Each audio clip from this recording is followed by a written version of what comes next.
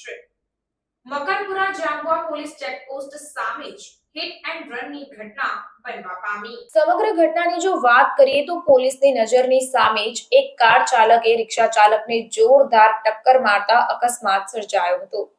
Car ફૂલ સ્પીડમાં હોવાથી રિક્ષા હવામાં ફંગોળાઈ ગઈ હતી। રિક્ષા ચાલકનું ઘટના સ્થળે જ કમકમાટી ભર્યું મોત નીપજ્યું હતું। કાર ચાલક અકસ્માત સર્જીને ફરાર થઈ ગયો હતો ત્યારે આ રિક્ષા ચાલક ઉપર આખા ઘરનું ગુજરાન ચાલતું હોય। 2 દીકરીઓ અને 1 દીકરાના પિતા હતા।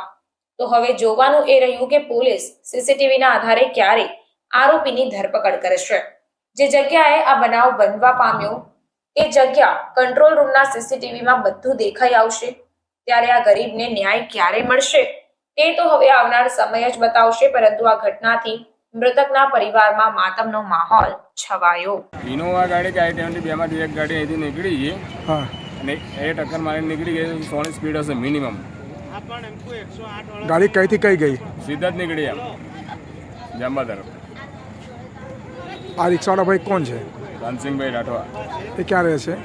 રણછોડ આગળ હિંમતનગર। અને અમે જે અમારા ભાઈનું એક્સિડન્ટ થયું છે એને અમારે કહેવાનો મતલબ કે જ્યારે જે આરોપી છે એને અમારે મળી આવે તૈયારી પોલીસવાળા શોધખોળ કરીને અમને જાહેર કરી શકે છે। એટલા માટે એને છોકરા છે નાના મોટા એમનો કોણ પાળે એવું રીતે અમારું માંગ છે અને અમને આરોપી તૈયારી મળી આવવો જોઈએ। આ શું નામ હતું ભાઈનો જે એક્સપાયર? સંગાડા તાનસિંગભાઈ દિમાલભાઈ।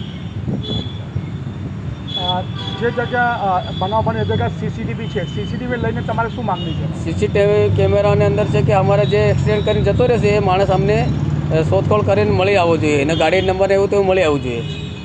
તમે કઈ ગામેથી આવ્યા? અમે દાહોદથી ઇટાવા।